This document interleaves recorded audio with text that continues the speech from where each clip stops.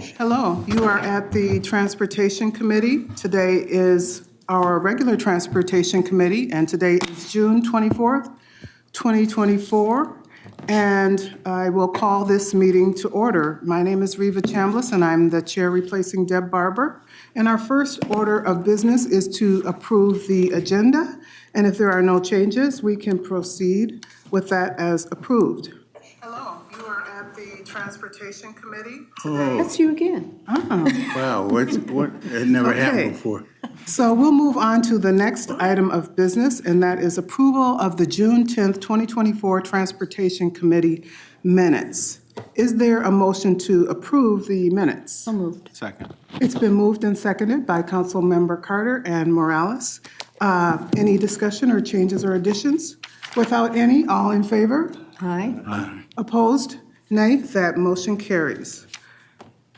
Our next item on the agenda is employee recognition for Metro Transit, and we will have words from Metro Transit General Manager Leslie Conderas. Right. Thank you, Madam Chair, council members. I'm so pleased today to bring forward this employee recognition that pertains to our Transit Rider Investment Program. As you know, providing a safe and welcoming experience consistently on transit for our employees and our riders is our top priority. And this month marks the 2-year anniversary of the Safety and Security Action Plan. One key piece of that Safety and Security Action Plan is increasing visible presence on our system. And thanks to legislation in the 2023 Transportation Omnibus and the creation of the Transit Rider Investment Program, we've been able to make real visible strides towards that goal over the last couple months. So today you'll hear more about some of the work happening to really set up and implement the Transit Rider Investment Program, or TRIP program. Right now we have TRIP agents out on our system throughout the day and into the evening. We have about 24 of them that started back in February of this year, and already they've made over 100,000 contacts with customers. We're also in the process of hiring our second cohort of TRIP agents, and we had several hundred people apply for those positions, so there's strong interest. And we're looking forward to bringing more people on board. But with that, I'd like to turn it over, with the chair's permission, to our Deputy General Manager and COO, Brian Funk, to introduce the first person we're recognizing this evening. Wonderful. Thank you, Brian. Yeah, thank you. It's a pleasure to be here, Chair and committee members. Employee recognition, as you know, is one of the highlights of these meetings. And so today we're recognizing a team who's, as the General Manager mentioned, been doing a fantastic job to add an additional layer of presence on our system. And we're honored for our first person being recognized, Leah Palmer. Leah, if you want to come up here. Leah is our TRIP program manager, a position that she has been filling on an interim basis, but now is permanently in that role. So first, I want to congratulate her on that. So congratulations, Leah. And then second, I'm going to read the nomination that came through to the general manager and myself, and really sort of exemplifies the work that she's been doing in this program to really implement a vision that had been existing and being worked on for years. And so Leah joined Metro Transit as a part of the Metro Transit Police Department, actually, about 5 years ago. And then rolling back almost 2 years ago, about 1.5 years ago, we approached our partners at Transit Police for working out a class temporary assignment. We knew we needed somebody with a very good skill set, and Leah was somebody who was going to be able to stand that up. And so we started that out, and the program grew and moved into legislation, but Leah's education, knowledge, skills, and abilities with several high-profile public safety initiatives, including the body-worn camera project at Metro Transit Police, accompanied by her relationships and understanding of law enforcement, have proven to be an invaluable asset to this TRIP initiative as we're moving into this implementation. And so Leah has a remarkable ability to quickly grasp complicated subjects and communicate them effectively to a broad audience. Leah has navigated us through legislative jargon and specifics and made sure that we've translated that into a process that's able to be implemented with this initiative to ensure that we're compliant with that past legislation. Leah's worked with many different stakeholders on job classification, standard operating procedures, the securing of necessary equipment, designing the logos and fantastic uniforms, and then most recently, how we integrate and bring trip agents in through a contract with a third-party vendor, as the general manager mentioned, at Allied. She's also worked on the successful negotiations with the Metropolitan Transit Union to ensure that we're able to hire staff working in the agency, something that deserves praise on its own. I've been doing those labor relations for a long time, and I think by the end, everybody got what they were looking for, and so it was a great end product. Leah spearheaded the training curriculum, is regularly out in the field ensuring trip agents are performing their duties while staying safe. She's armed with compassion, courtesy, high situational awareness, professionalism, and de-escalation training and know-how. She's an energetic, smart individual dedicated to learning, serving, and growing. And she's been a great addition to this initiative. We are all proud to have her leading the Trip Operations Department, which has already produced great results in such a short period of time. And we can only imagine positive impact that the program will continue to deliver in improving customer experience, one customer, one train, and one bus at a time. So thank you, Leah.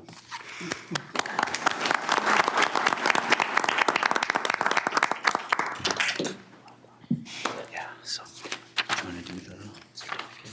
I'll get pictures too today.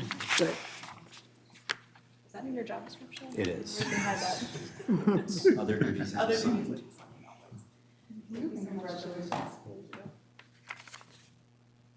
Excellent. And then I think Leah's going to provide introduction as well. Chair Chambliss and council members, thank you again for having us here today, and thank you very much to all of the support that you have provided, that Met Council has provided, and that entire teams at Metro Transit has provided. This has been quite a project in the making, about 18 months to get here. To the point where we are going to be onboarding additional in-house trip agents here this summer, so we're pretty excited about that as well. Just thing after thing after thing keeps happening, and I think we're on the right track here. So our contracted staff through Allied Universal have been doing a fantastic job. I mean, it's been sort of a, here's some guidelines, here's what we're doing, here's our SOPs, and then we're learning. So they go out there, they bring stuff back to me in the office, I go out there with them, I see things, I'm like, okay, let's adapt, let's learn. And they have been the most wonderful team that I could have asked to work with. So kind of in representation of them, I've got a couple of my shift supervisors here with me. You guys want to come up?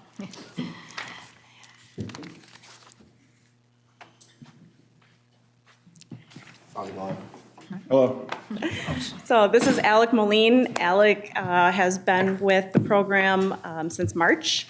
About a month into the job, we said, hey, do you want even more work and become a shift supervisor? And he was like, yeah, sure, let's do that. So Alec has been doing a fantastic job leading our first shift that starts at 6 a.m. He's here bright and early, about 5:30 every morning, ready to go, and just handles the business, gets folks out where they need to be going, and gets the work done. Just a fantastic job. So thank you, Alec, for everything that you're doing. This is Delonte Bass. Delonte is Alec's counterpart on second shift. So he comes in 2 p.m. to 10 p.m. and gets that team going. Second shift is sometimes much busier than first shift as the ridership picks up in the afternoon and evening hours. And he really leads a great group of individuals out on the line, blue line, green line, wherever they're needed, you know, whatever's happening, if there's an event. These individuals take care of it and make sure that our customers are getting the best service that they can. So really appreciate you guys. We have one other shift supervisor who couldn't be here today, Allie Miranda, but she is also a phenomenal human and came in our first class, actually. And so she's been with us since February 17th, one of the very originals.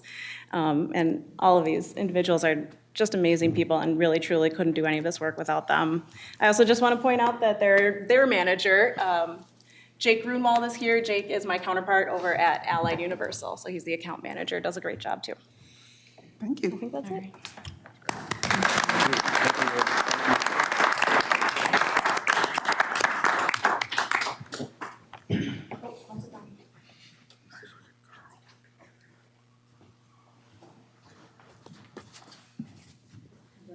Thank you so much. All right, got it, it's a winner.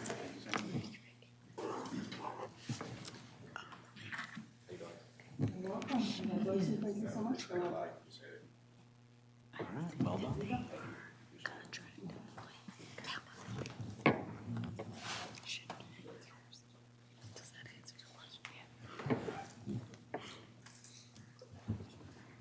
Well, this is one of my favorite parts of the Transportation Committee meeting. It's been a great joy to have worked with the Met Council on the strategic plan and to see it come to fruition and see these young people, adults, get these awards. That's just wonderful. So thank you so much for your service. Your jobs are very important. Next, we have reports from the Metropolitan Transit Services Director, Charles Carlson. Thank you, Madam Chair. Good afternoon, council members. Last meeting I missed. I was on special assignment for Imagine 2050, but glad to be back tonight. Deputy Director Vanowitz gave you an update on the TPP in her report then, so no further updates from me tonight. We also have fleet and planning topics on our agenda, so I'll leave time for them. Just a couple quick notes. We have completed 1 million rides on Metro Mobility as of the last couple days. So we are over the 1 million mark. Last year, we were right around 2 million for the year. So about halfway through the year, about halfway through the program. We continue to be around the 80 to 85% of pre-COVID ridership level. So kind of hovering around that number. Being halfway through the year also means that Transportation Committee will change. So this is the last meeting at Robert Street. The next meeting, actually, you'll know is canceled. It's been replaced by a special committee of the whole meeting. So the next regular Transportation Committee will be on the 22nd of July, but not here, over at Haywood. So always a big change, an important one. We'll send out further reminders of the location change, but it gets me too, so it's a change. Speaking of changes, we'll also be changing recording secretary with that change. So tonight we'll thank Jenna for serving as recording secretary for the last 6 months. And unlike last year at this point of transition, Jenna has completed a significant advanced degree and has an upcoming birthday, same as last year, but a birthday. So many thanks and congratulations to Jenna.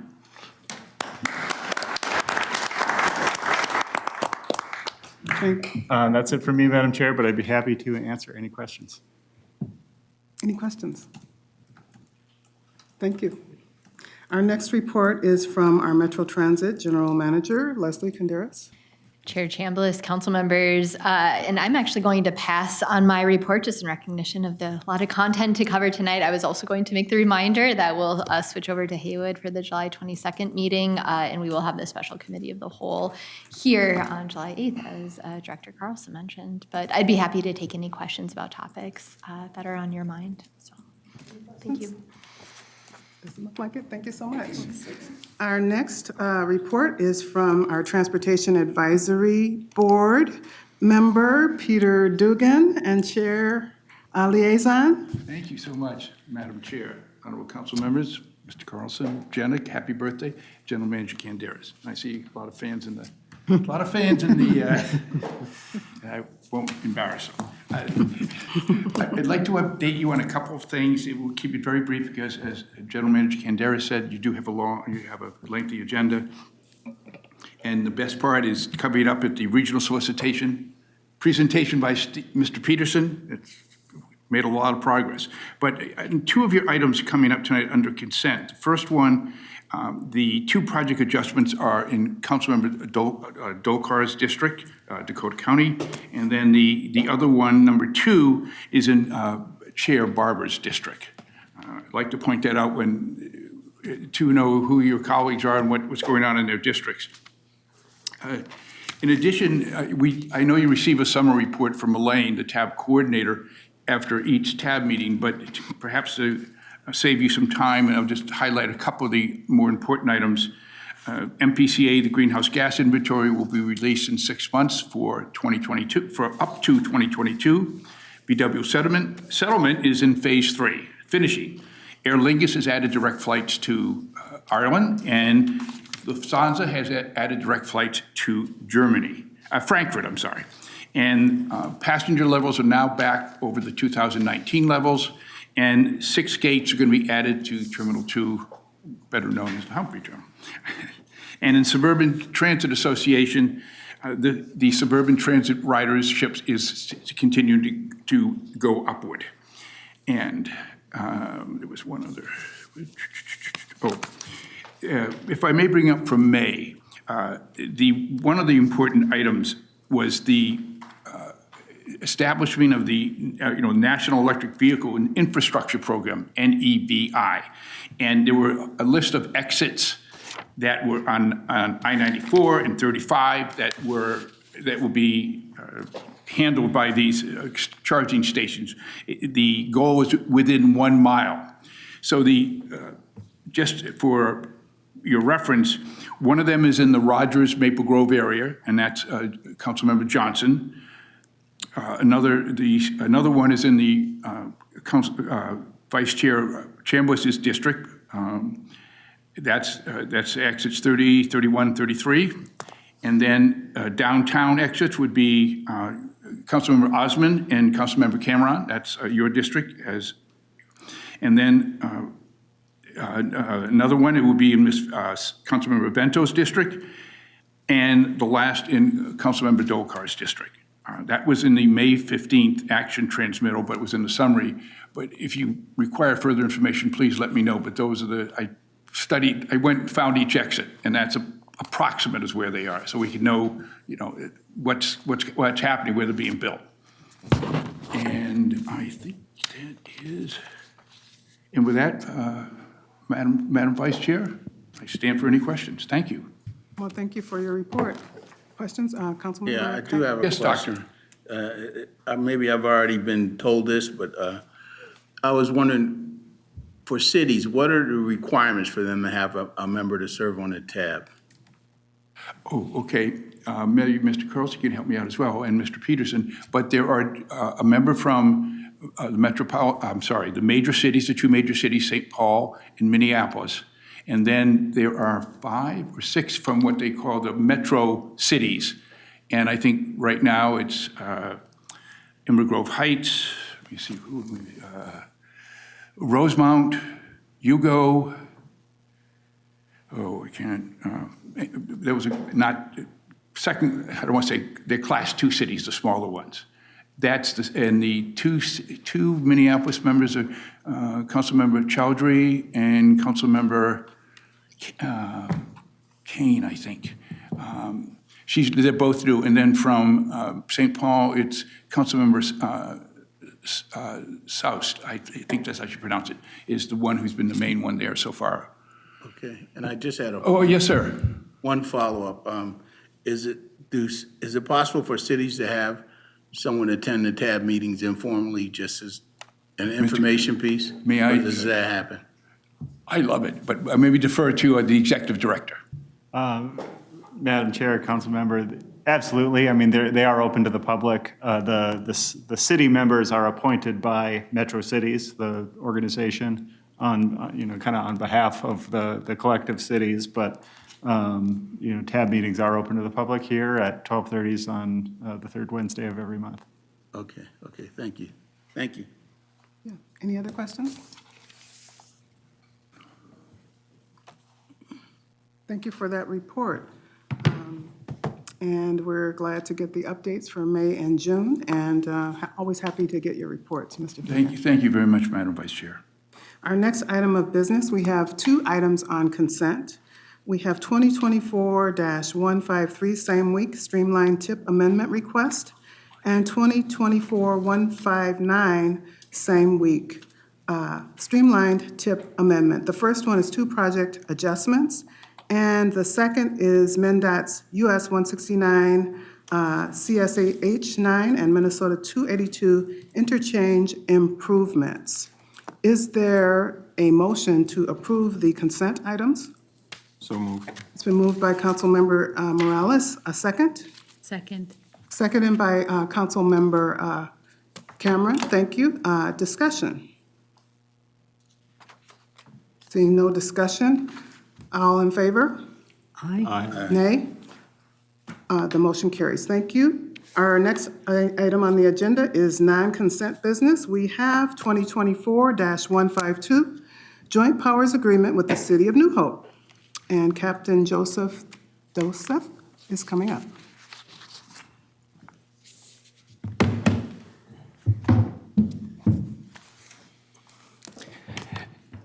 Chair Chambliss, council members, good afternoon. My name is Joe Dotseth. I'm the captain of the Transit Police, and I oversee our support services unit. This afternoon, we're here to present business item 2024-152. It's a joint powers agreement with the City of New Hope or the New Hope Police Department, contract number 24I-027. Our proposed action is we're asking for the council to authorize the regional administrator to execute a joint powers agreement with the City of New Hope. A little bit of background information. The Transit Police has entered into past mutual aid agreements with the City of New Hope. We referenced an older contract number in 2015, and that contract number from 2015 really focused on emergency situations, right? Major incidents. And what we've been doing recently is coming to the council and refreshing our joint powers agreements. That's much more specific. There is an additional item in here, a sample contract that we've been issuing to the agencies. So what we're really asking to do is to refresh these agreements, especially with the City of New Hope here, to really clearly define what the Transit Police authority and responsibilities are within the city. A little bit of the rationale: council or state statute requires authorization by the council, as does Council Procurement Policy 14.1. We've completed a Thrive Lens analysis on this. There is no funding with this agreement. There's no funding associated with this agreement, and there's no small business impact with that. And with that, I'll take questions. Thank you. Any questions? Councilmember Cameron. Yeah, so I love the joint powers agreements. I think they're wonderful in terms of really having collaborative partnerships with local law enforcement and RPD. And I'm glad to see one in my district. I was just interested to see what kind of calls have been in effect, and so I actually have two questions. So one, what kind of emergencies are we seeing in New Hope? And two, is this, the initiation of this contract, is it because of the expiration of the previous contract, or what is the impetus for this new contract renewal? Chair Chambliss, Councilmember Cameron, great questions.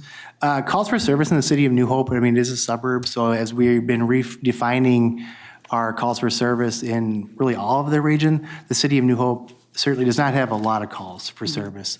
But I do think when we look at these JPAs, they do talk about not just calls for service, they talk about how our investigative division interacts with a lot of these agencies. And to me, that's equally as important as the calls for service, because it really defines on who's gonna take what case, who's gonna authorize it. And we've definitely had some incidents in the City of New Hope, just the call volume and the crime totals are small. As to an expiration date, really, we're going through the last couple of years, and I think I've talked to this committee about that, just a complete administrative refresh at the Transit Police, going through all of our contracts, all of the administration stuff, and this is on the list. I think one of the challenges that we'll have upcoming is, are we coming back for 84, 85 authorizations? I don't know what that looks like, but we're involved in some really great outreach right now along the Gold Line. The Gold Line Project Office, with the help of Alicia in Morgan, have been helping us go out there. So we're hoping that we can maybe package some of these agreements together. Of course, we need to work with our partners at Procurement and OGC on that, but we're hoping that we can package some of the projects together so there's more action on one instead of bringing everyone forward. But great questions, thank you.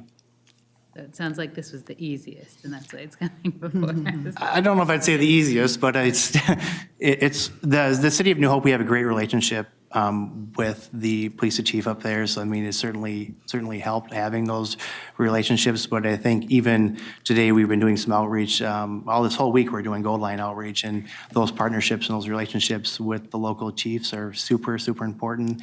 And yeah, we appreciate the City of New Hope's partnership with this. Great, thank you. Any other questions? With no more questions, is there a motion to pass item 2024-152? So moved? It's been moved by Councilmember Cameron and seconded by Morales. Any discussion further? With no further discussion, all in favor? Aye. Aye. Opposed? Nay. That motion carries. Thank you. Thank you. You're welcome. Our next non-consent business item is 2024-162, same week, Metro Blue Line extension to authorize the SDEIS public hearings with Nick Thompson and Kelsey Young. Madam Chair, committee members, Nick Thompson, Deputy General Manager, Capital Projects, and Interim Blue Line Extension Project Director. Kelsey Young, Senior Environmental Manager with the Blue Line Extension Project Office. Chair and committee members, today we will be bringing business item 2024-162, same week, to authorize SDEIS public hearings. We released the SDEIS on June 14th. And so before we get into the step of authorizing the action for public hearings, now that the SDEIS is a public document, we would like to share a summary of the information in the SDEIS. And so Kelsey, who's been leading this effort, this great effort, is here tonight to go through a comprehensive overview of this document so that you understand what is within this document. And we'll talk a lot about, we're in a official public comment period about how people can provide comments and where they can, in addition to the public hearings that we hope to authorize tonight. So I'll turn it over to Kelsey. Thanks, Nick. I'll present here about the project history. How did we get to this phase in the project of publishing the supplemental draft environmental impact statement? I'll go over the highlights of the build alternative that is evaluated. I'll highlight the key findings of the SDIS with a special focus on our environmental justice analysis, and then I'll go over the various ways that we are accepting comments during the comment period and next steps. So the Blue Line extension has been under study for over 10 years now, beginning our NEPA, National Environmental Policy Act steps in 2014 with the publication of the draft environmental impact statement, which was then followed by a final environmental impact statement and record of decision in 2016. In 2020, the Met Council in Hennepin County issued a joint statement to consider other options that would avoid the freight rail right-of-way. From there, a route modification study began, which included lots of opportunities for public input and stakeholder outreach. And that culminated in a recommended route coming out of that route modification process in 2022. And we also published a notice of intent to prepare a supplemental draft environmental impact statement. Now, I'll talk a little bit in a moment about what that SDIS document, what the purpose is. And now here in 2024, we have completed the SDEIS, and that has been released as of June 14th.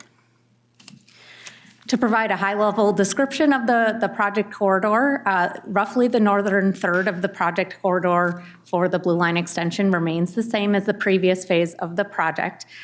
So running from Oak Grove Parkway up in Brooklyn Park and connecting the communities of Crystal, Robbinsdale, North Minneapolis, and connecting into the existing Blue Line at Target Field Station. As part of the SDIS, we are studying a range of the project elements, including the stations, pedestrian bridges, bicycle facilities, and park and rides. The purpose of the SDEIS is to evaluate those changes in the project. Much of the project corridor is now on a new alignment that was not previously studied. And there have been updates in that northern third of the project. So the purpose is to build off the prior phases of the NEPA, National Environmental Policy Act process, and evaluate the social, economic, and environmental impacts and benefits of the project. The key thing about the supplemental EIS process is that it's governed by the Federal Transit Administration as the lead federal agency, and it is required because going into a number of project changes of this magnitude, we expect that there will be significant changes to the impacts that were previously studied. The core purpose and need statement of the Blue Line Extension project has not changed since the prior phases of NEPA. The purpose of the project is to provide transit service which will satisfy the long-term regional mobility and accessibility needs for businesses and the traveling public. And the need statement is that the project is needed to effectively address long-term regional transit mobility and local accessibility needs while providing efficient, travel time competitive transit service that supports economic development goals and objectives of local, regional, and statewide plans. So that's key that we are building on our previous purpose and need statement. However, the narrative has been updated to reflect regional goals since 2016, as well as to reflect community interest. The purpose and need chapter includes a number of maps that demonstrate how past historic practices and policies in our region have shaped and built the communities in the corridor. So the purpose and need statement includes lots of narrative and mapping around demonstrating the history of systemic racism that has shaped our communities and why the project is needed. A little bit more about the updated need factors that are reflected in the document. And here is an example of one of the maps that is shown in the purpose and need chapter. This map reflects zero-car households. The updated need factors include growing travel demand, a goal of reducing local pollution with a balanced transportation network, an increased reliance on transit, a need for improved transit service in Black, Indigenous, and communities of color, so BIPOC communities, changing travel communities from since COVID-19, and regional objectives for growth. The purpose and need statement forms the basis of comparing our project alternatives to our no-build alternative. And so that is what's critical to understand about the purpose and need chapter, which is the first chapter in the SDEIS. And in the upper right-hand corner of the screen, we have a key chart that helps people connect the information in this presentation with what chapter in the SDEIS where people can find more information. The alternatives studied in the SDEIS, the alternatives chapter includes a description of and background about the route modification process, and as well as in lots of information about the evaluation of alignment and design options that is presented in the document. So I'll walk through those highlights for each city along the corridor. In Brooklyn Park, much of the LRT alignment remains the same, but the reconstruction and expansion of West Broadway, which was previously studied as a separate project, has now been incorporated into the project and is evaluated in the SDEIS. This is another segment of the alignment and station areas in Brooklyn Park.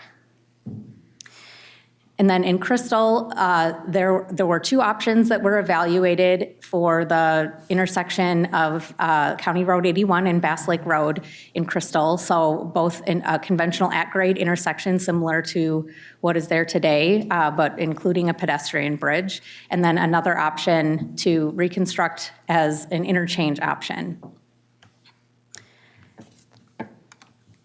In Robbinsdale, there were multiple options studied for both the light rail stations as well as the park and ride location, and several options evaluated for the Lowry Avenue station, including both an at-grade and an elevated station option. In Minneapolis, a number of LRT route alignments were evaluated, including Lyndale or along the east side of I-94, LRT tracks along West Broadway or on 21st Avenue, and then multiple options on the east side of I-94, as well as several station configurations along that 21st Avenue and West Broadway segment. The evaluation and consideration of all of these route and design options culminated in identification of the build alternative. That build alternative is consistent with and reflects the Corridor Management Committee recommendation from last September. So that was the policymaker level review of that recommended alignment and includes the parameters that are outlined here. So in Brooklyn Park, a new station at 63rd Avenue. In Crystal, a grade-separated interchange at Bass Lake Road. In Robbinsdale, a station at 40th Avenue. And in Minneapolis, an LRT alignment along the east side of I-94 following 10th Avenue and Washington, and then following along 21st Avenue with a West Broadway roadway reconstruction to be paired with that as part of the project. The project also includes a new bridge over I-94 to connect 21st Avenue. The key highlights of the findings of the SDIS are presented in these slides, but there's much more information presented in the SDIS itself for those interested. In the topic of community impacts, we are identifying minor impacts to community amenities in Brooklyn Park, Crystal, and Robbinsdale that's primarily related to property acquisitions and changes in access and parking. We also are identifying visual, noise, and vibration impacts in certain locations that would affect community character, and I'll touch on that a little bit more. In the realm of mitigation, we are identifying a need for additional mitigation related to effects to community character that we do intend to develop in collaboration with community. That the focus of those community character changes is in the 21st Avenue corridor. Benefits that also go along with these negative impacts are related to community, are the benefits that come along with improved transit, pedestrian, and bicycle connections that would improve community cohesion and accessibility to those community destinations. On the topic of property impacts, the SDIS does identify a number of property impacts that in many cases are partial acquisitions of properties, but in some cases are full acquisitions or acquisitions that would affect or necessitate removal of a building, which we are connecting with a need for relocations of those residents and businesses. As the design continues to develop, this is a priority topic for continuing our efforts to minimize and avoid property impacts. And that information will be presented in the supplemental final environmental impact statement. Our primary mitigation tool related to property acquisitions is the process, well-established process to provide fair market compensation for impacted properties, as well as following the Uniform Act for relocation, so that people are economically made whole as part of the relocation process. In the topic of business and economic effects, this topic area looks at both the impacts to our region as a whole, as well as outlines impacts to specific locations and individual properties. So in the realm of property impacts, we are identifying an increase in property values and associated property taxes that is presented as both an impact and that is also a benefit to the local economy. We are identifying that there is potential for business access disruptions during construction that would warrant additional steps and commitments, as well as this is where we are identifying that potential for displacement of property owners and renters due to rising prices. And so that can be both residential and business property owners or renters. We are within the SDIS identifying the outside of the project anti-displacement measures and describing that, but also identifying that there is a need for some mitigation measures within the project. And those mitigation measures do need additional coordination and input from the affected communities to get more specific with those commitments. Related to the construction impacts, we have coordination and communication methods that are well established, but we will also plan to add additional mitigation and commitments to lessen those effects. We are also identifying that positive economic impact to the local economy that is driven by improved transit access.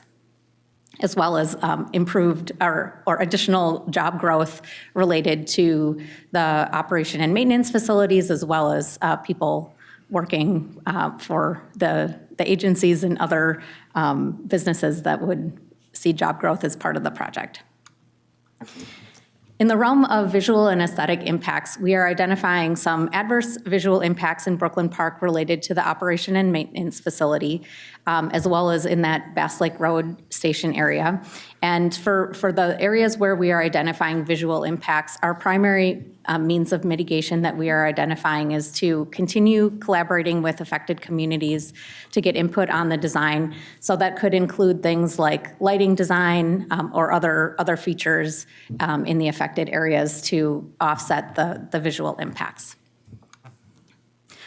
Historic properties is governed by a separate parallel process called Section 106, and that process is underway now, but within the SDIS, we are identifying those properties that have been surveyed and identified as eligible or potentially eligible for the National Register of Historic Places.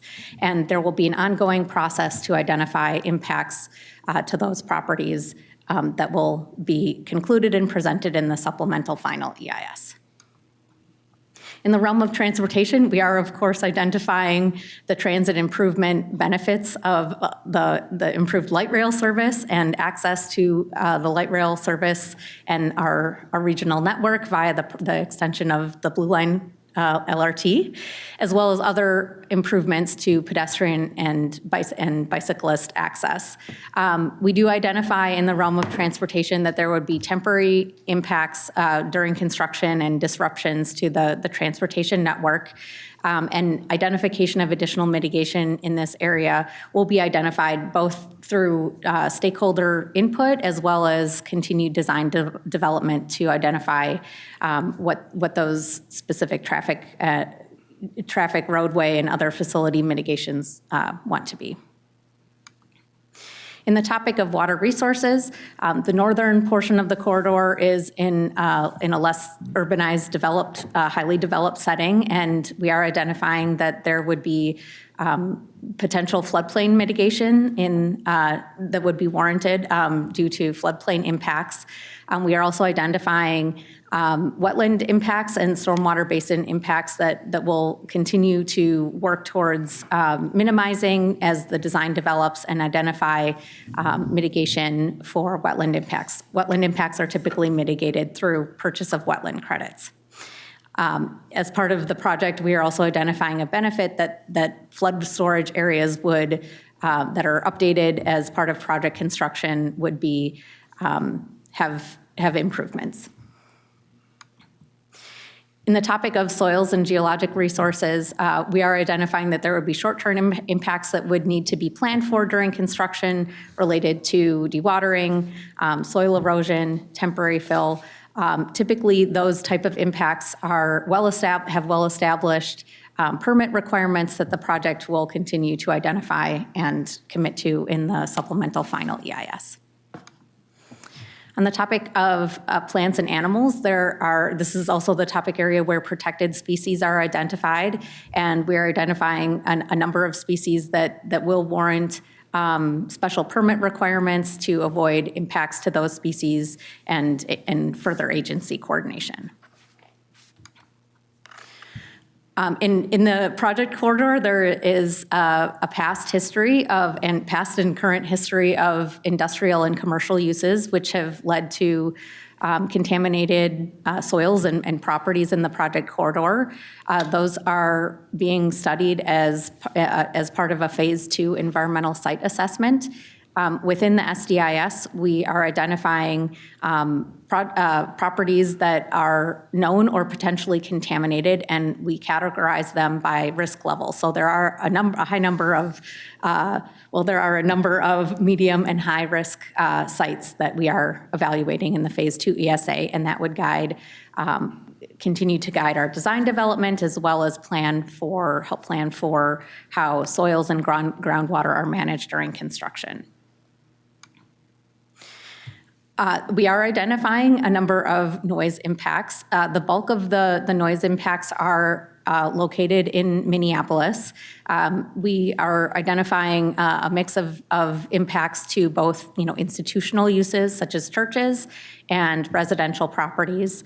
The moderate noise impacts occur throughout the corridor, but most of those are in Minneapolis. And then where we are identifying severe noise impacts, those are all located within Minneapolis due to just the proximity of the light rail to nearby properties. The SDIS does present next steps about how we evaluate and consider noise mitigation, and that will also be identified in the supplemental final EIS. Related to vibration, we are identifying potential vibration impacts at residential properties in Minneapolis at some specific locations that are identified in the SDIS. The vibration mitigation will also be presented in the SFEIS, and we believe that those will largely be in the design adjustments and special track type of realm, and so that those vibration impacts can be mitigated. The document also presents Section 4F, which is a federal law which protects recreation and historic properties from conversion from recreation or other uses to transportation use. Within the document, we are presenting a number of Section 4F impacts that we are anticipating would be identified as a de minimis use at 6 locations, and then some temporary occupancy locations. De minimis means that in order to make a de minimis determination, that means that the activities, features, and attributes of the park are not adversely affected. So within the document, the SDIS says that FTA is intending or planning to make these determinations, and that comments on the Section 4F evaluation will be considered prior to FTA formally making that determination. Wanted to highlight a bit of our environmental justice analysis as well. The environmental justice analysis process includes lots of collaboration with the affected communities. And a new executive order has been released from April 2023 that calls for consideration of past harms, and as well as other considerations related to environmental justice, and that we are following that executive order. The next step after we consult with communities to identify the environmental justice communities and what past harms might be related to the project, we assess the impacts and then continue to consider ways to avoid, minimize, and mitigate those impacts. And throughout the EJ, the environmental justice analysis, we consult with affected communities. To just go over a definition of what do we mean by environmental justice communities in this context, the executive order includes the definition that EJ communities are those who are adversely affected by persistent poverty or inequality and who experience disproportionate and adverse human health and environmental burdens. So we consider lots of demographic data as it relates to defining environmental justice communities, as well as consulting with communities in terms of what groups of people or identities are important that we should keep in mind. Also presented within the environmental justice chapter is information that relates back to Justice 40 initiatives, which is a federal effort to deliver at least 40% of the benefits from federal investments to EJ communities. So that information is also presented in this chapter. We go through a stepwise process to identify impacts to environmental justice communities. So this is similar information to the earlier flow chart, but the key is that we determine project impacts for the entire corridor, for the entire population, for everyone. We seek to identify ways to avoid, minimize, and mitigate those impacts. And then if there are remaining impacts after those exercises, we continue to examine if those impacts would be borne specifically by environmental justice populations and work with them to identify appropriate mitigation. Kelsey, I do have a question. So regarding the Justice 40 initiative, where the federal government's efforts to deliver at least 40% of the overall benefits from certain federal investments to the affected environmental justice communities. Do we know what dollar amount that means or what it's compared to? Madam Chair and committee members, in this context, it would be looking at the overall project budget, but this is also in the context of federal decision-making around investments as well. And Madam Chair, when we come back on July 8th, we'll be given an updated project budget. And so at that point, we could put it in terms of the context of that number also. Awesome, thank you. Wanted to bring forward to this group that there are some topic areas where we are identifying adverse impacts to environmental justice communities that do warrant additional mitigation. In some cases, the mitigation would be developed in conjunction with project design, but in many of these cases, we want to get community input about what they would like to see out of the mitigation. And we hope to learn more about this both through the comment period as well as ongoing outreach efforts and collaboration with those affected communities. So those topic areas include community impacts, particularly along 21st Avenue in Minneapolis, the property impacts and business impacts that I highlighted earlier in this presentation. Transportation, we've heard a key concern is related to loss in parking, as well as noise and vibration and economic effects. And in that economic effects category is where we see those displacement concerns appear as it relates to effects to environmental justice communities. We also outline a number of benefits to environmental justice communities as part of the project, including, of course, the improved transit service, as well as improved bike and pedestrian infrastructure. That's important for people to get around in their communities and reach their destinations, but also get connected to the expanded light rail service, as well as the benefits of a number of roadway reconstruction projects that would come along with the project.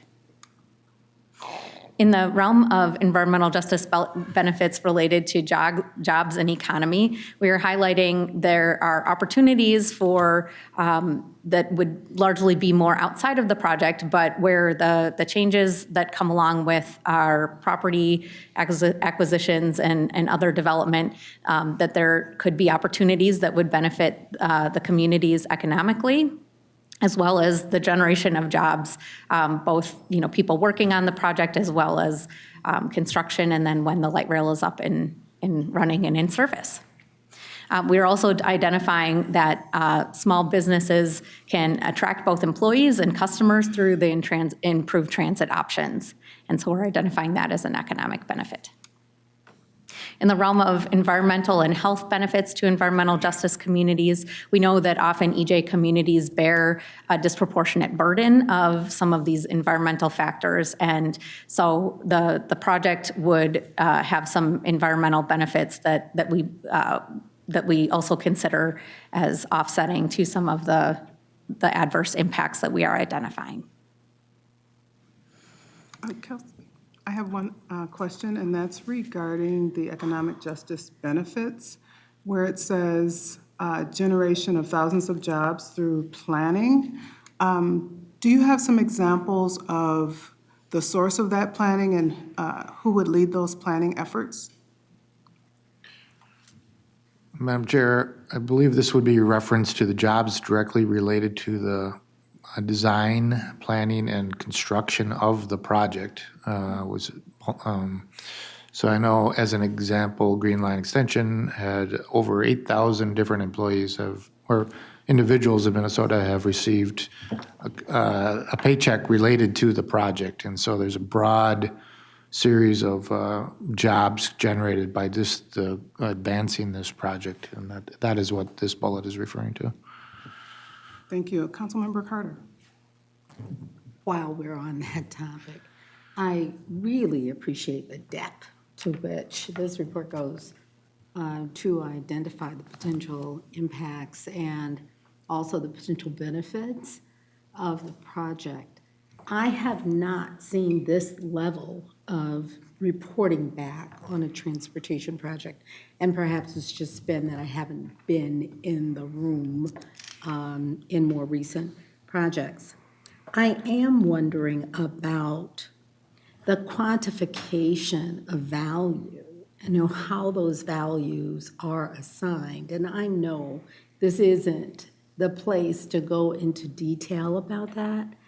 But while we're in the process, listening to the comments, assessing these benefits and assigning, I assume, some value to potential losses and the potential benefits, I am very curious to understand how that is done. Someone asked who makes those assessments, how that information is shared with community, and how final decisions in that regard are made. And so can you inform me of where I should go to better understand that, or when we will receive some additional information so that we're sure to be able to monitor this process and understand it as it moves forward? Madam Chair and council member, the key information is presented in within the environmental justice chapter, and that includes both quantitative as well as qualitative, more narrative-based analysis. So there's a mix of data tools and data presentation methods. Another key thing to understand about the environmental justice analysis that is presented is that it's intended to reflect what we're hearing from community, and that is what the executive order calls for us to do. So there's opportunity for community to weigh in. Maybe there are things that we've missed or haven't truly reflected their experience that they would want for our environmental justice analysis to reflect. And so we have an opportunity to receive comments on that and continue to build our understanding of that topic and present it in the supplemental final EIS. May I follow up? I thank you very, very much for pointing back to the EIS. And I will tell you that without spending a few nights cuddled up with it, I have not gotten to a level where that chapter necessarily gives me, as a public citizen, an understanding to the extent that I am able then to represent it, and I really want to get to that point. I would ask the question further and ask for future responses. How do we plan, in the process of the comments and our feedback and addressing this to actually present this back, both to the council and to all of the partners, as well as in community settings, so that we have that partnership that we need. And I realize not everybody's going to understand everything, albeit for sure not me, but I do want to understand enough and want to ask the question early so that we're clear around how we're describing that, how we're discussing it, and what our expectations are for moving forward. And so that's why I'm asking it here. It's okay for me to look dumb right now, but not when I'm talking with community about this process. So I'd ask for future feedback to help me understand, how to function in that future capacity of sharing with community what we are doing. Madam Chair and Council Member, a couple of things on that. We're presenting various impacts tonight, and an impact like noise impact has a quantitative measurement that we must follow in terms of guidance provided on how you measure who's impacted and distance. And so some of them are very quantitative in their method. Noise, vibration, property impacts. But some of them are definitely going to be qualitative in nature from a measurement of impacts. And then who's impacted, demographic data is very important in that, and where that population is living. And so it really does depends on the impact, but there's definitely a mix of quantitative approaches that we follow that can be very transparent and very consistent from project to project, federally, and so, but then I think from environmental justice in particular, there's some qualitative approaches there too, so. Well, I just thank you for addressing the question here and for understanding that even our conversation tonight opens up so many more questions. And so we'll need some tender care moving forward in the next few months. Sure. Very good, thank you. Any other questions? Okay. You can proceed. Great, thank you. Well, the last piece of the presentation is related to the comment period for the SDIS, which is ongoing now, as well as our next steps. The comments that we are receiving will help us inform the next steps around decision-making related to mitigation, and ultimately will inform our development of the supplemental final EIS. The SFEIS will also include responses to those comments. Understand that can be there's somewhat of a disconnection in time, but it's maybe important for people to understand that comments that are received during this formal comment period will be published and responded to formally as well. We have a number of methods that we are, where we are taking comments, as well as opportunities to provide verbal comments in person as well. And that is the key action related to the upcoming business item that we'll come back to. We are accepting comments both in person at events on a physical comment form, as well as online. There's a comment form set up on our website, bluelineext.org. We are also accepting comments via email. And a correction to this, that the email commenting address is bluelineext@metrotransit.org. We are also accepting comments via mail, as well as an online option or a way to take verbal comments via a voicemail hotline, as well as in person at the public hearings that are being planned for July. And the comment period is closing on August 5th, 2024. So comments received up until that point will be considered and responded to. Of course, we will continue to take input on the project beyond that formal comment period, but that's an important milestone for people to get on record related to the NEPA process. Thank you. That's the end of the presentation. Happy to take questions now related to the presentation or. Sure, thank you. That was a very detailed presentation and has prompted some questions and probably will prompt more, not just from council members, but from community members and those that are collaborating with this project. Questions? Councilmember Carter? Thank you. Can you please remind me of what the anticipated duration of the period between the SEIS and the FEIS will be? Can you Yes, can you repeat the question, please? Yeah, the anticipated time between the end of the public comment period and the SFEIS Good question. publication. Madam Chair and committee members, the supplemental final environmental impact statement is anticipated to be published roughly a year from now in May 2025. Thank you very much. Any other questions? Councilmember Cameron? Not a question, just a comment that I'm, on this project, we have had a lot of interest from the public, and I'm very excited to open up the public comment period and hear directly from communities, from businesses, from all the groups that you've outlined. And so I would encourage anyone who has reached out to me before or any of the council members to also participate in the public comment period during this period. So thank you. Thank you. Councilmember Dr. Carter? Yeah, because I did ask some questions, but it's for detailed information, and I'm not going to waste time.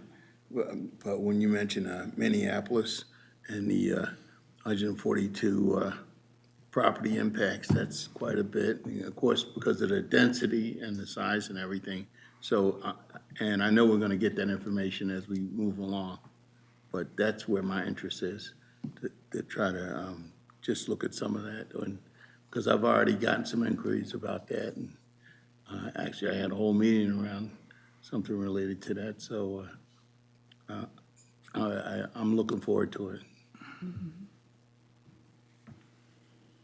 Okay, very good. With no further questions or comments, I would like to ask for a motion to approve 2024-162, same week, Metro Blue Line extension to authorize the SDEIS public hearings. So moved. It's been moved by Councilmember Morales Second. and seconded by Councilmember Tony Carter. Any further discussion? With no further discussion, all in favor? Aye. Aye. Opposed? Nay. That motion carries. Thank you. Our next business item is 2024-163, procurement of 73 biodiesel 40-foot transit buses, contract 19P122E with Jeremiah Ryder. Welcome. Good afternoon, Madam Chair and committee members. I'm here to present business item 2024-163, which is the procurement of 73 biodiesel 40-foot buses under contract 19P122E. The proposed action is that the Metropolitan Council authorize the regional administrator to negotiate and execute contract 19P122E with Gillig LLC to purchase 73 40-foot biodiesel buses for the council's regular route service in the amount not to exceed $62,982,481.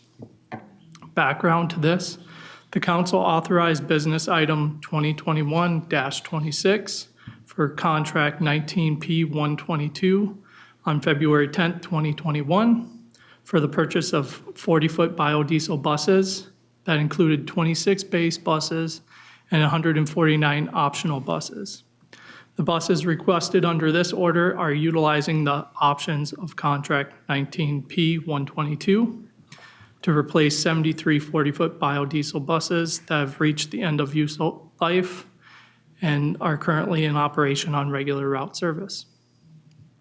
Separate from this order is the purchase of 12 40-foot electric buses utilizing the 2023 Low-No grant and 8 40-foot electric buses that utilize the 2021 Low-No grant. And that's meeting and exceeding our procurement of 20% of 40-foot replacement buses for the electric propulsion.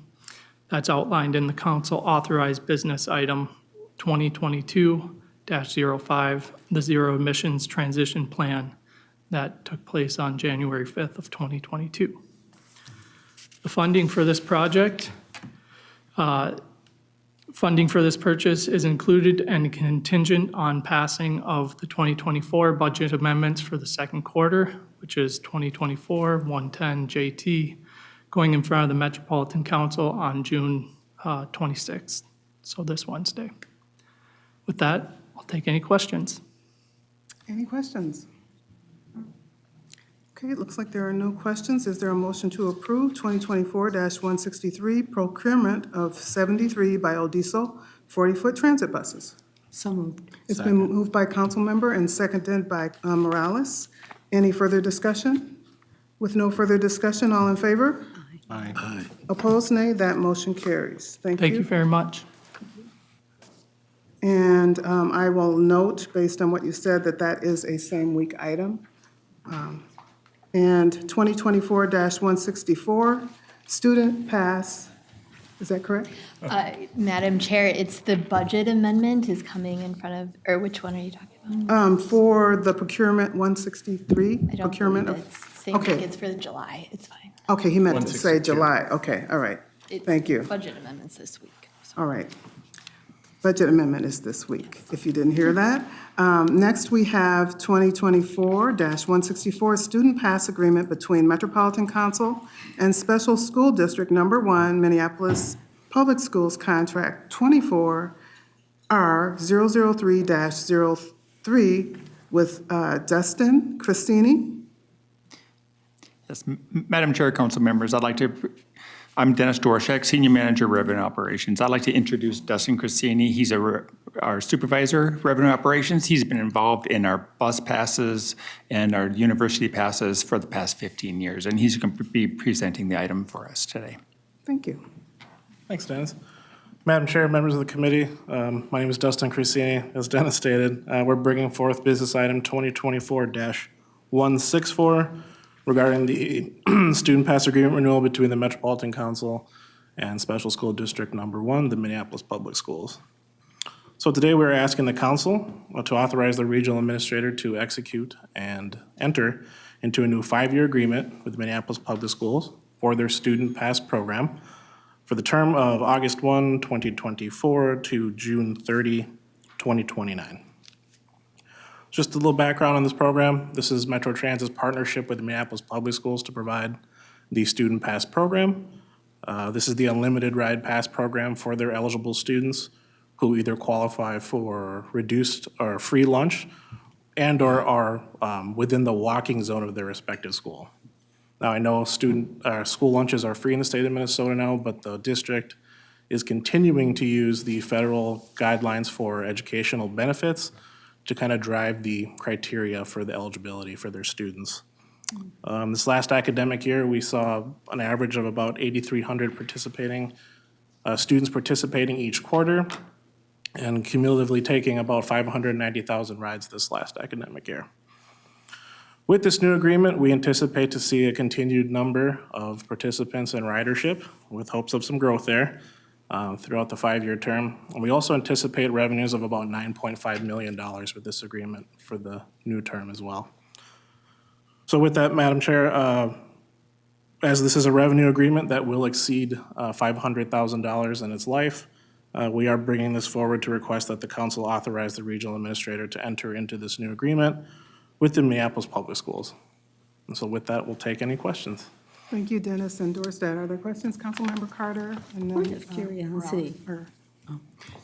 Just a point of curiosity, and if you have the information, I'd appreciate it. I know that these arrangements with the schools provide us with increased ridership, and certainly benefits us to have the increased ridership and the reliable ridership such as the students provide. And for the schools, it helps, of course, to limit the amount that they are paying for transportation, the complexity of those arrangements. I am wondering if these agreements keep up on a cost basis, with our charges, our fares, in essence, and to what degree are you able to tell me what percentage of our fares we believe we may be charging the schools on these agreements? Madam Chair, council members, thank you for the question.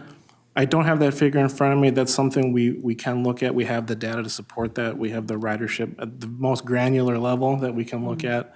Anecdotally, it sounds that we continue to be the value option over yellow bus for many of the schools that do participate, like St. Paul and the Minneapolis school districts. So they do find we can offer the value for service that we already have on the street, that we're already providing as part of our fixed route service. So I just hope the deterioration of cost for us doesn't head in the other direction, and that it continues to be a value also that we can continue to provide with respect to our costs.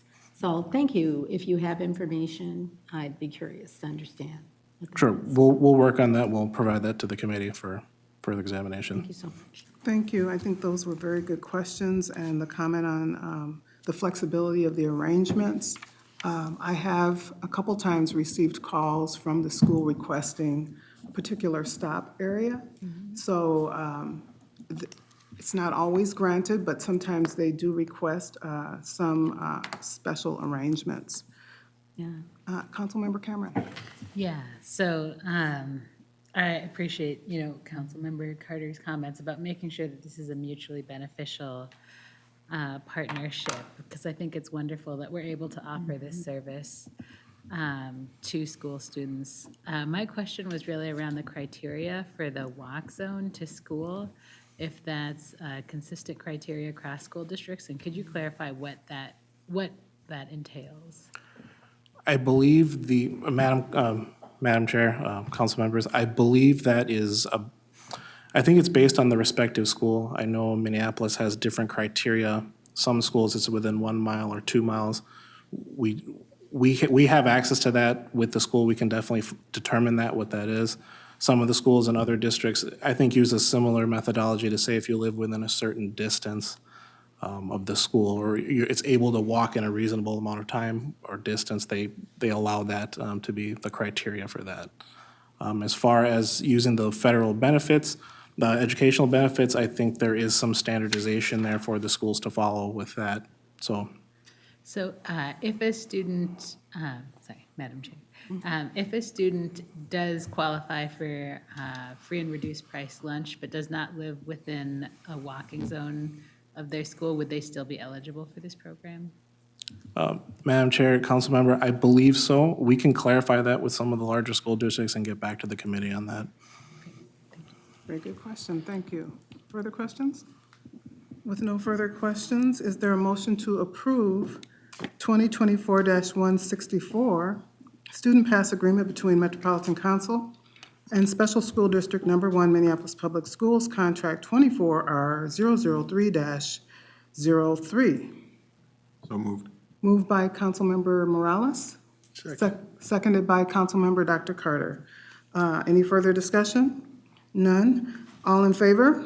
Aye. Opposed, nay. That motion carries. Thank you, Madam Chair. Thank you.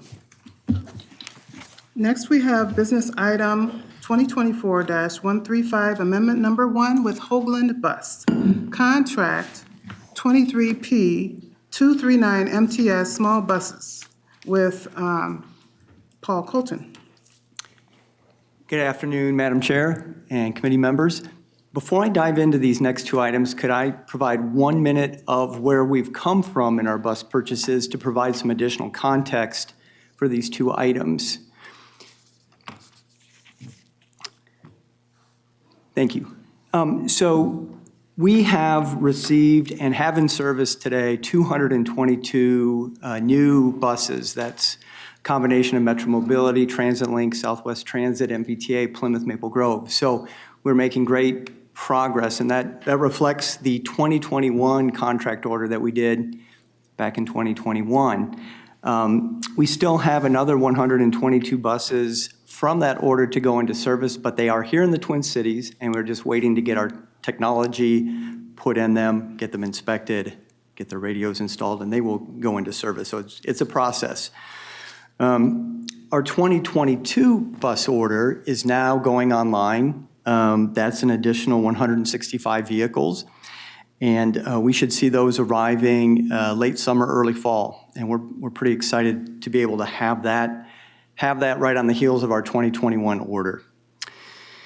So today we've got 360 vehicles in those 2021 and 2022 contracts.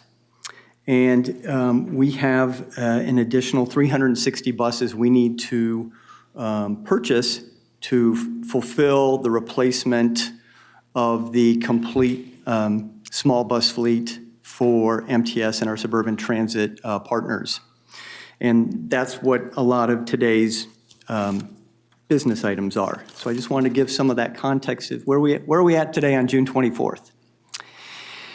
So, Madam Chair, committee members, I am Paul Colton, MTS Fleet Manager, and I have before you business item 2024-134. Last fall, you approved the purchase of 16 vehicles through North Central Bus. And as we looked at our fleet budget, we said, this spring, we said, can we accelerate getting our vehicles here and into service so that we can be in a state of good repair for the council, our residents, and state that to the Federal Transit Administration.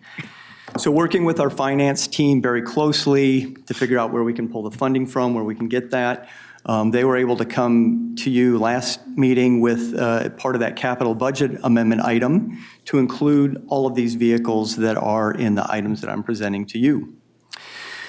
So One of the things that we've been able to do over the last 3 years is build a really strong relationship, not just with our local sales vendors who represent the manufacturer. We've had a good relationship with them for a long time, but also a really good relationship with the manufacturer. And I feel like we've been able to push some things ahead more than maybe some other folks have. They have been really willing to work with us. So I'm really pleased that we will be able to get this accomplished.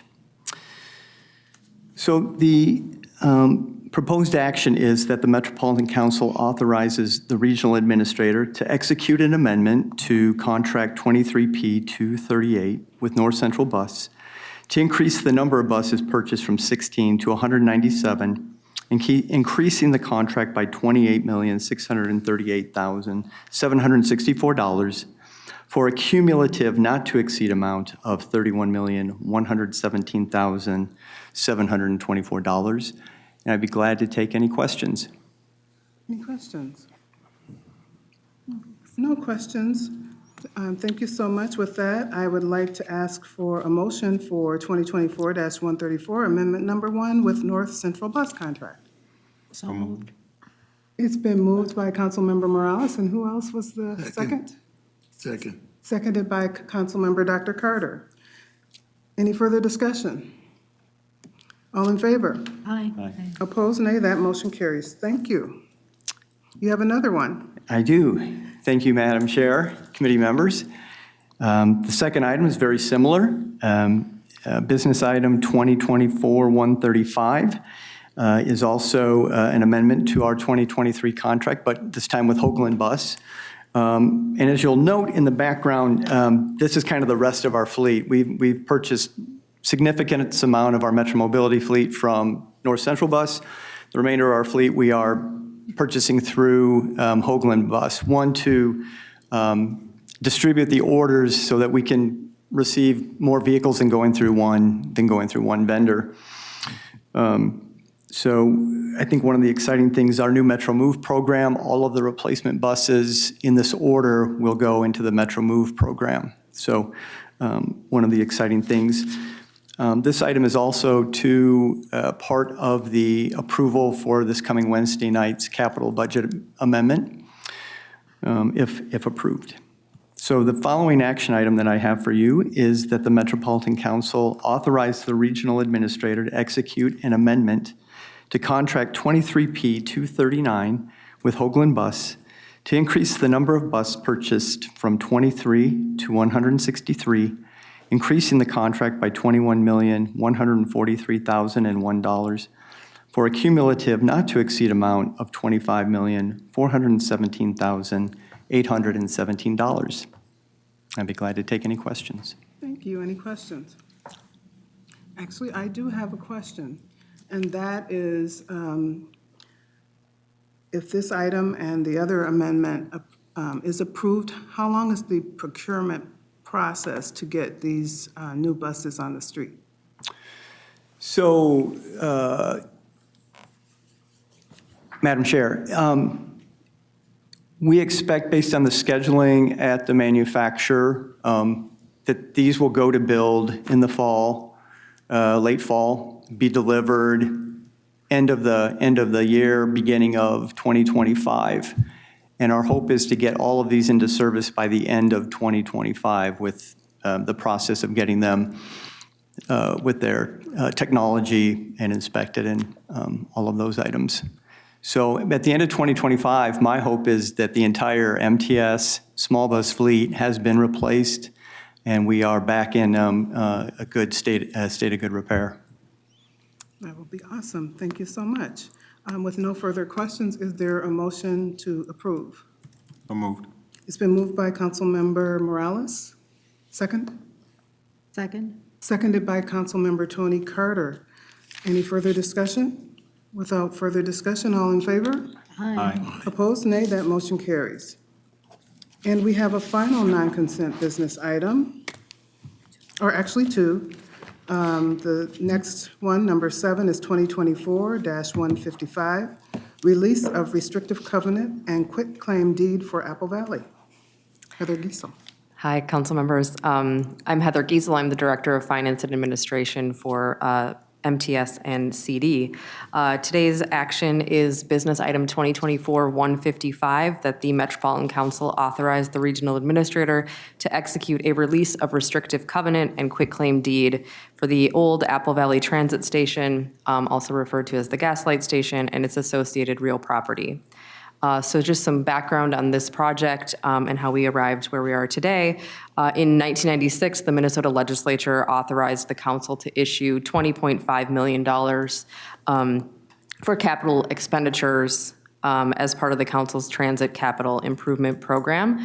So using regional transit capital bonds, there was a solicitation in 1997, and in 1997, the city of Apple Valley was awarded $920,000 for the Phase 1 development of the original Apple Valley Transit Station, including purchasing land for a park and ride facility.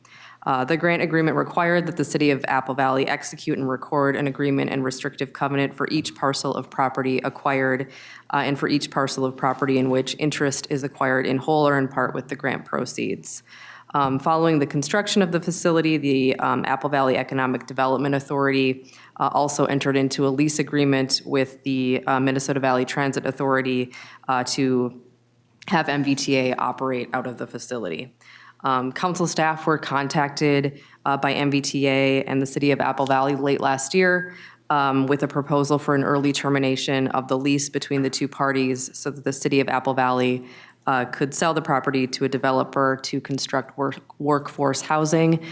So over the course of the last couple of months, I have done research along with general counsel in our real estate department to ensure that all of the requirements and obligations have been met, both from a bonding funding perspective and from any of the associated restrictive covenants. So before the city can move forward with this sale, the council must authorize the release of the restrictive covenant. And just want to note that all bond requirements associated with the RTC funding have been satisfied and no further action is related or required related to the source of funding. So again, today's action is that the Metropolitan Council authorize the regional administrator to execute a release of restrictive covenant and quitclaim deed for the Apple Valley Gaslight Station and its associated real property. I'd be happy to answer any questions at this time. Thanks, Heather. Any questions? One question, Councilmember Carter. It's probably very, very simple. As a county policymaker, we were always very, very careful about getting into those kinds of arrangements because of what could be required on the back end. And it seems as though, since all of the funding requirements have expired or been satisfied, we are free from any state authority coming down and telling us we owe the money back, or because there's no money. Yes, council member, committee members, there was a requirement within the agreement that any capital assets that were purchased with the grant funds would be used for 20 years, and that expired in December of 2019. So that portion of it has expire as well. So what was the timing that we were working on? I'm sorry. So there was a time limitation related to the actual capital asset. So the structure being used for transit purposes for regional purposes that has expired. The agreement and restrictive covenant did not have a time frame associated with it. So there were sort of two different pieces. There was the transit use piece, which expired, and then this agreement and restrictive covenant that remained after. So that is what we're executing as part of this action. The timing to Yeah. be the other way around for the use. But thank you, I appreciate that. Yep. Thank you. Any further questions? Did you have? Madam Chair, I was just going to mention, this is for the old Apple Valley Transit Station. A new one has been, since constructed about a block away. Much larger facility, modernized, other investment in that facility, and then it was also expanded. So this former facility is really redundant. In addition, all of, as Heather was explaining, all of the various conditions have been. At all. I appreciate it. Thank you for that clarification. Any further questions? With no further questions, I'll ask for a motion to approve 2024-155, release of restrictive covenant and quitclaim deed for Apple Valley Gas Light Station. So moved. It's been moved by Councilmember Morales. Second? Second. Second by Councilmember Dr. Carter. Any further discussion?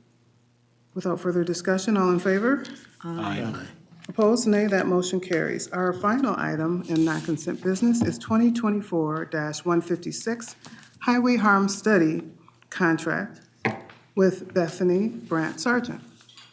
Thank you, Chair and members. My name is Bethany Brandt Sargent. I'm a senior planner at MTS Planning, and I use the pronoun she, her. I am here today to request that the Metropolitan Council authorize the regional administrator to negotiate and execute contract 23P207 with Bolton and Mank Incorporated for consulting services for the highway harms study in an amount not to exceed $980,000.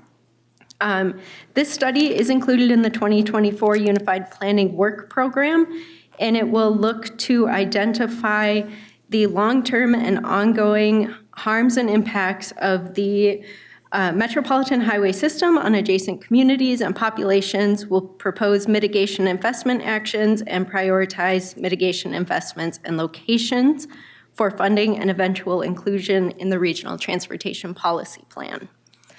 There were 7 reviewers. We held a pre-solicitation meeting on February 9th to meet with vendors concerning the solicitation. The request for proposals went out February 27th, and the 7 reviewers reached consensus in June. With that, I will stand for questions. Any questions? No questions. Well, I'm glad to see that this study is being done. I do know, and I know we know, that many studies have been done in terms of the harm of some of our highway and arterial projects. And we are working to mitigate in the region some of the past harms. So having additional information as we implement those mitigation steps will be very helpful. So with that, I will ask for a motion to approve 2024-156 Highway Harms Study Contract. So moved. It's been moved by Councilmember Carter and seconded by Councilmember Morales. Any further discussion? Without further discussion, all in favor? Aye. Aye. Opposed? Nay, that motion carries. And that completes today's items. I am going to suggest that we move item number 1, 2, actually from consent business, we will move item number 1 and 2. Also from non-consent, I would like to move number 2, 4, 7, 1, and 8. That is same week. Well, it'll go to non-consent. It'll go to consent, okay. Okay, let me clarify that. Sorry. We are moving items 1, 4, 7, and 8 to consent. Thank you. Anybody have any other suggestions or changes to that? Okay, with that, we have an information item with Steve Peterson on regional solicitation. Yes, thank you, Madam Chair. And just a brief update to let you know where we're at in the process, and we'll be coming back to this committee for concurrence at the first meeting in August. So here's the schedule as it goes through the committees. We did take it to the first step as an action item. This is for the $270 to $280 million of regional solicitation funds. Most of that money's in 28 and 29, and that action item started at our TAC Funding and Programming Committee last week, and goes through a series of committees and then back to you and the full council for concurrence, like I said, in August. It also includes the action item also, as it sits with F&P, includes 17 active transportation projects. So that was part of the regional sales tax. Some of that money was devoted to active transportation uses. TAB has a selection authority over those projects. So we proposed a pilot project and with 17 projects being proposed as part of that. The last TAB meeting was, we started even a half an hour early to discuss this and a few other items. So we've been keeping TAB member Dugan pretty busy these days. The next one, in fact, is going to start at noon as well at the July meeting. But some of the feedback we heard from the policymakers at that TAB, one was to consider over-programming by a little bit more in the order of maybe $5 to $8 million. So that's, as projects drop out, we want to have enough other federal projects in the queue ready to take that money. So we're not giving it back, and we're delivering projects with those federal funds. We're directed to add in the last 2 Safe Routes to School projects. So again, these are small little projects. 10 of those were submitted, and so we're going to come back to TAB with all 10 out of 10 of those projects shown as funded. And maybe the most important, lastly here, there's general sentiment that TAB wants to come together around an option or a series of a melding of the options that are available and build some consensus for the region that we've got something we're proud of and can all kind of vote for. So 3 options still on the table, and we'll talk a little bit about a hybrid option that our technical folks have come up with to kind of meld these 2 together, as we heard a lot of interest in both options 2 and 3 on the board here, and don't need to go through these in great detail, but one of them was called the safety option. Funds one additional reconstruction project that had a lot of safety benefits, and the other part of the group, I think, was more lean towards the bike pedestrian option, which puts some more money in bike ped, and that's consistent with some of the public surveys we've received to put more money in this general area. One of the things we're looking at is the distribution of money across modes, and here's how that's shaping out. And again, TAB sets forth in the application a modal funding range, and that's general guidance to our applicants as to where the money may go, and then the TAB has some discretion if they want to go outside the range. So this is one chart that we've been working through at the TAB level. And then last week at our TAC Funding and Programming Committee, they recommended a hybrid version, which funded really the best of the 2 options that were remaining that people liked at the TAB. It was mostly that option 2 and 3, the safety scenario and the bike ped scenario. So we kind of looked at the math again and over-programmed by a little bit more to get there. So we went from about 10% over-programming to 14% over-programming, which I think is consistent with the general TAB direction we received to put a little bit more money in and see if we can come up with a compromise solution. And total funding in this new option would be about $282 million. And this goes next to TAC and TAB for their consideration.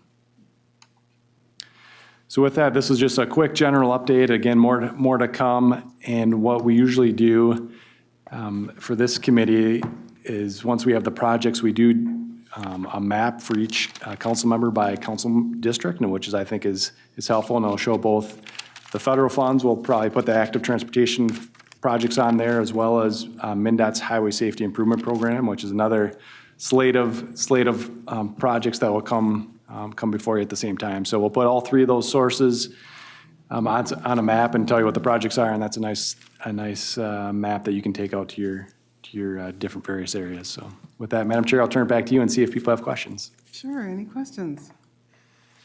Councilmember Morales. Not really a question, but to comment.